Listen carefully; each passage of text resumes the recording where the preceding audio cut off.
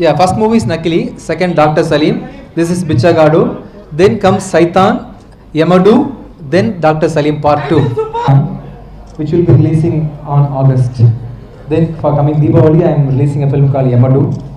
Then after that, I am releasing my next movie, Dr. Salim part 2. Part 2 will be coming. And I'll start acting in direct Telugu films very soon. And next time when I come and meet you, I will speak in Telugu, proper Telugu. Thank you so much for supporting me. Okay, namaskaram.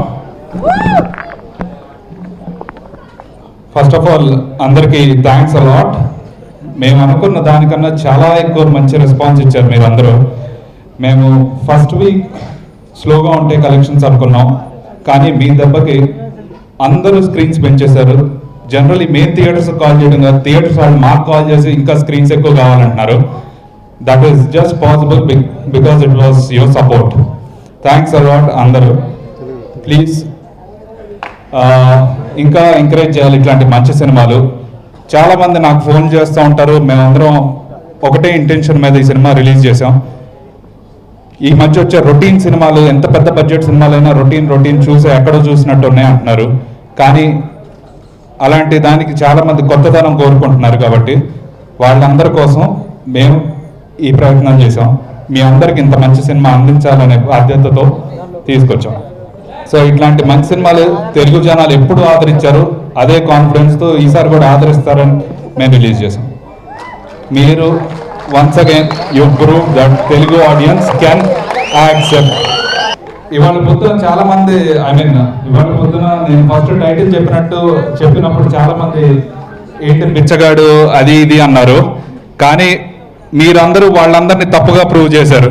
నేను అదే కాన్ఫిడెంట్గా చెప్తున్నా, లేదు ఈ సినిమాకి టైటిలే highlight అవుతుంది, బిచ్చగాడు is the best title for this movie అని చెప్పేసి. హీరో పర్ఫార్మెన్స్ గురించి మనం చెప్పనవసరం లేదు, హీఈస్ ఆల్రెడీ ప్రూవ్డ్ హిమ్సెల్ఫ్. మీరందరూ ఆ కాన్ఫిడెన్స్ తోనే ఇక్కడికి వచ్చారు. ఆల్రెడీ ఆయన పర్ఫార్మెన్స్ చూసే వచ్చారు, లేకపోతే మీరు ఎవరు ఇక్కడ ఉండరు. క్లైమాక్స్ చూడండి, మీరు ఇప్పుడు ఏదో చెప్తున్నారో దానికి మీరే టెన్షన్ పడేటట్టు ఉంటాయి సీన్స్ క్లైమాక్స్ లో. సో అప్పుడు ఒక 5 minutes 10 minutes ముందు అమ్మాయి కావాలా అమ్మ కావాలా అనేది మీరే డిసైడ్ చేయండి సిచ్యువేషన్.